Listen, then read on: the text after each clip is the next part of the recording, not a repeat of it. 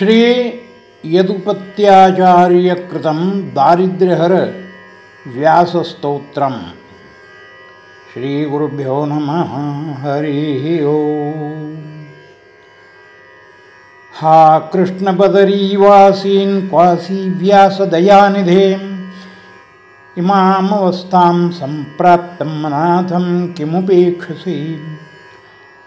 हा सच्चिच्छुभदक्वासि तर्काभयविराचितम् इमामवस्थां सम्प्राप्तमनाथं किमुपेक्षसि। कीटराज्यसन्धायीन् क्वासि वासिष्ठवंशजः इमामवस्थां सम्प्राप्तमनाथं किमुपेक्षसि। हा पाराशर्यसर्वेश क्वासि सत्यवती सुतः इमामवस्थां सम्प्राप्तं अनाथं किमुपेक्षसि। हा तापसशिरोरत्न क्वासि देवेश तुष्टिमन् इमावस्थां सम्प्राप्तं अनाथं किमुपेक्षसि। हा विद्यामणिजन्माब्धि क्वासि द्वैपायनानघ इमामवस्थां सम्प्राप्तं अनाथं किमुपेक्षसि। हा शुद्धबुद्धिदक्वासि बादरायण सर्वदा इमामवस्थां सम्प्राप्तमनाथं किमुपेक्षसि। हा दुर्बुद्धितमः सूर्य क्वासि वेदविभाजक इमामवस्थां सम्प्राप्तमनाथं किमुपेक्षसि। संसारकानने ज्ञानद्वार किल सुदुःखितं दारिद्र्यदुःखसहावस्थम् अनाथं पाहि मां प्रभु। विषयासक्तचेतो वाक् शरीरं दोषदूषितं दारिद्र्यदुःखहावस्थ अनाथं पाहि मां प्रभु। श्रौतस्मार्तक्रियाभ्रष्ट बाह्यशौचविवर्जितं दारिद्र्यदुस्सहावस्थमनाथं पाहि मां प्रभु।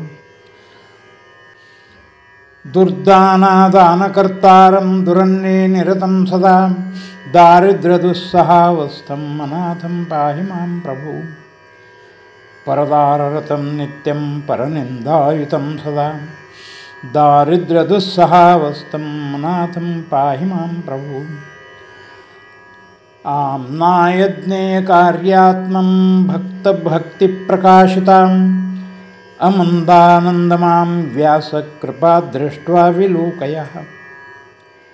अचक्षुः पूर्वजाभेद्यः सञ्जयज्ञानदप्रभो अमन्दानन्दमां व्यासकृपा दृष्ट्वा विलोकयः।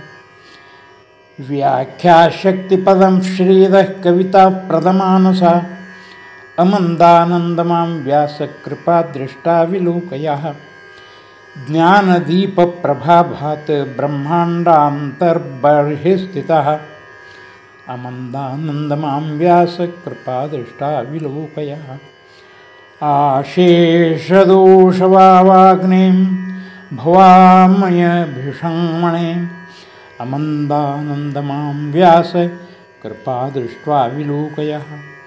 राकाधिपरराक्श्लेषहर्ष निर्दोषपूरुषः अमन्दानन्दमां व्यासकृपा दृष्ट्वा विलोकयः। इमं मन्त्रपठिद्यस्तु शतवारं गुरुं शुचिः ददाति तस्य सम्पत्ति शुकतातो न संशयः। इति श्री यदुपत्याचार्यकृत दारिद्र्यहर ಶ್ರೀಮದ್ವ್ಯಾಸಸ್ತೋತ್ರಂ ಸಂಪೂರ್ಣಂ। ಈ ಸ್ತೋತ್ರವು ಶೀಘ್ರ ಫಲಪ್ರದವಾಗಿದೆ. ಸುಮುಹೂರ್ತದಲ್ಲಿ ಪ್ರಾರಂಭಿಸಿ ಶುಚಿರ್ಭೂತರಾಗಿ ಈ ಸ್ತೋತ್ರವನ್ನು 108 ಸಾರಿ ಪಾರಾಯಣ ಮಾಡುವುದರಿಂದ ಸಕಲ ದಾರಿದ್ರ್ಯಾದಿಗಳು ಶೀಘ್ರವಾಗಿ ತೊಲಗಿ ನೆಮ್ಮದಿ, ಸಂಪತ್ತು, ಸಕಲೈಶ್ವರ್ಯ ಪ್ರಾಪ್ತಿಯಾಗುತ್ತದೆ ಎಂಬ ಉಕ್ತಿ ಇದೆ.